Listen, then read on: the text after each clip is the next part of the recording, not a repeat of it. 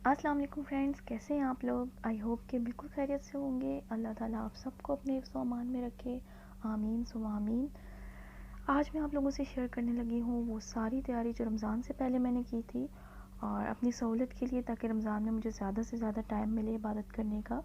और बहुत ज़्यादा टाइम हमारा वैसे भी किचन में ही गुजर जाता है रमज़ान में, तो मैंने कोशिश की थी कि मैं सारे काम कर लूँ जो ज़्यादा टाइम कंज्यूमिंग है, और वो सारे काम मैंने अपनी सहूलत के लिए कर लिए थे।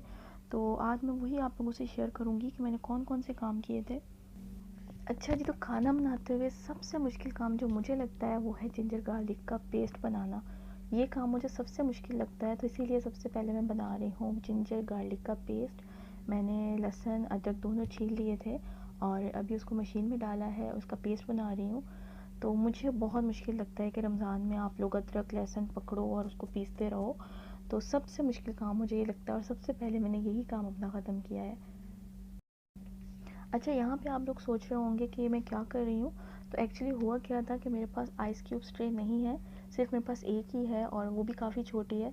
तो ये जिंजर गार्लिक का पेस्ट उसमें तो नहीं होने वाला था कि उसमें डालूँ और फ्रीज़ हो जाए, क्योंकि ये काफ़ी ज़्यादा था और वो बहुत छोटी ट्रे है।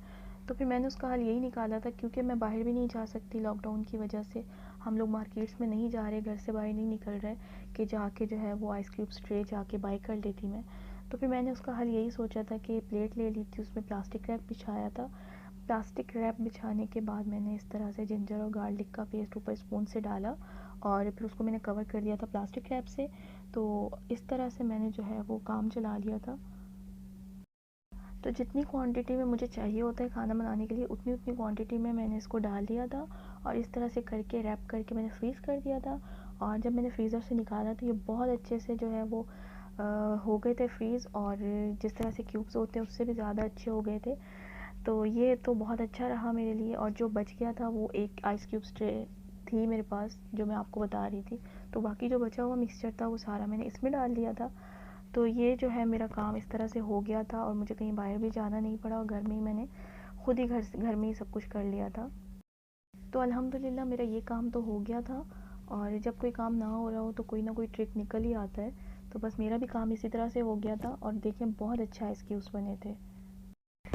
अब बारी आती है धनिया पुदीना की, और दूसरा मुश्किल जो काम मुझे लगता है वो है धनिया पुदीने की चटनी बनाने का।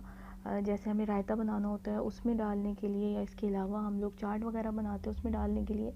तो ये भी बहुत ज़्यादा टाइम कंज्यूमिंग है कि धनिया पुदीना साफ़ करो, फिर उसको इस तरह से पेस्ट बनाओ, उसके बाद जो है आप लोग इसको यूज़ कर सकते हो। तो मुझे ये भी काम बहुत मुश्किल लगता है, इसलिए इसको भी मैंने रमज़ान से पहले कर लिया था। सबसे पहले धनिया पुदीने को मैंने साफ़ कर लिया, वॉश कर लिया। उसके बाद मैंने इसको डाला है यहाँ ग्राइंडर में और इसको ठीक से ग्राइंड कर रही हूँ। बीच में मैंने 2 हरी मिर्चें डाल दी, ज़्यादा नहीं डाली, थोड़ी सी डाली ताकि तेज़ ना हो जाए। और इस तरह से इसका पेस्ट बना के मैं इसके भी आइस क्यूब बना लूँगी, क्योंकि ये बहुत ज़्यादा क्वांटिटी में नहीं है तो मेरी एक ही ट्रे में ये आ जाएगा। और इसके क्यूब्स बना के मैं रख लूँगी, और जब भी मुझे रायता बनाना हुआ या चटनी बनानी हुई या फिर चाट वगैरह में यूज़ करना हुआ, तो मैं बस क्यूब्स निकालूँगी और फ़ौरन से चीज़ को रेडी कर लूँगी। तो ये भी बहुत ज़्यादा टाइम मेरा बचेगा।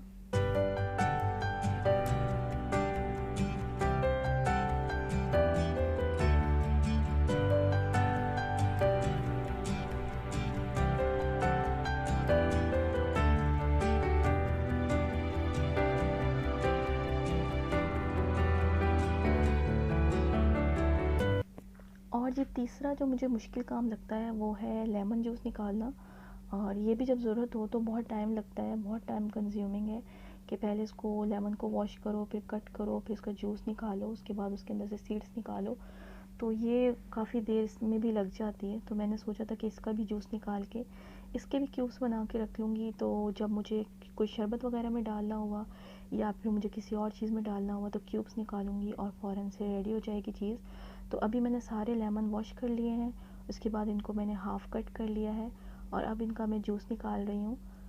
तो ये मैं सारे लेमन्स का जूस निकाल लूँगी, फिर इसके क्यूब्स बना के रख लूँगी और मुझे बहुत ज़्यादा इस चीज़ का फ़ायदा होने वाला है और मेरा बहुत ज़्यादा टाइम बचने वाला है इसके बाद। इस तरह की छोटी-छोटी चीज़ें होती हैं जो वो बहुत ज़्यादा टाइम लेती हैं हमारा। जब हम लोग किचन में घुस जाएँ तो ये वाली चीज़ें सबसे ज़्यादा हमारा टाइम ले रही होती हैं। तो इसी में पूरा दिन गुज़र जाता है, और अगर ये पहले से करके रखा हुआ हो तो हमारा बहुत सारा टाइम बच जाता है। और स्पेशली रमज़ान में तो ये रमज़ान से पहले कर ही लेना चाहिए, ताकि रमज़ान में तो कम से कम हमें मौका मिले कि हम लोग आराम से अपनी नमाज़ पढ़ सकें, अपनी कुरान पाक पढ़ सकें, जितनी इबादत हो सकती है हमसे वो कर सकें। हर टाइम किचन में ही ना घुसे रहें और तरह तरह के लवाजमान बनाने के लिए ना चिपके रहें किचन में, बल्कि पहले से इस तरह के छोटे छोटे काम जो हैं वो ख़त्म कर लें ताकि हमें ख़ुद आसानी हो अपनी सहूलत के लिए, क्योंकि करना हमें ही है बाद में भी और पहले भी। तो अगर पहले से ही करके रख लेंगे तो हमारे लिए ही फ़ायदा होता है इस चीज़ का। तो मैंने तो ये सारे काम कर लिए और मैं बहुत ज़्यादा सुकून में हूँ इस टाइम। बस चीज़ निकालती हूँ फ़ौरन से बन जाती है। तो ये छोटी छोटी चीज़ें थी जो मुझे लगता था कि मेरा बहुत ज़्यादा टाइम लेती हैं, तो मैंने ये वाले सारे काम ख़त्म कर लिए थे रमज़ान से पहले।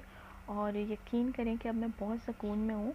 और बस एक बार की तकलीफ़ होती है इतना सब करने की, बाद में फिर हमें फ़ायदा ही फ़ायदा है, वो फ़ायदा भी हम ही को है। खैर, इस बार मैंने कोई रोल समोसे और फ़लाँ फ़लाँ इस टाइप की दूसरी कोई चीज़ें नहीं बनाई हैं और ना ही बना के फ्रीज़ की हैं, क्योंकि मैं चाहती थी कि इस बार हमें सादगी से ही रहना चाहिए। हमें ज़ेब ही नहीं देता कि इस तरह के लवाजमात बनाएं और फिर उसे शो भी करें।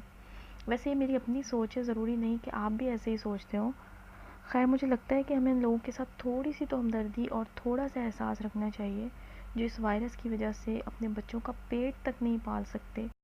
तो इस बार प्लीज़ थोड़ी सी सादगी अपनाएं और ऐसे लोगों के साथ हमदर्दी और उनका एहसास करते हुए थोड़ी सी सादगी अपनाएं। और जो अल्लाह ताला ने आप लोगों को नेमतें दी हैं, हमें दी हैं, उनको प्लीज़ इस बार अपने तक ही रखें।